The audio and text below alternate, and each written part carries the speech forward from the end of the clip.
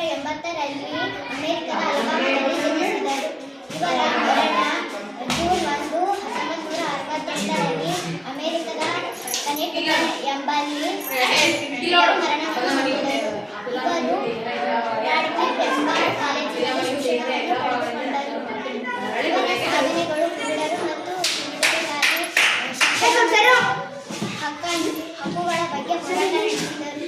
The story of my life ಎಂಬ ಆತ್ಮಚರಿತ್ರೆಯನ್ನು ಬರೆದಿದ್ದಾರೆ. Helen A Keller ಅವರು ಅವರ ಜೀವನವು ಧೈರ್ಯ, ಸಂಕಲ್ಪ ಮತ್ತು ಮಾನವ ಸಾಮರ್ಥ್ಯದ ಅದ್ಭುತ ಉದಾಹರಣೆಯಾಗಿದೆ.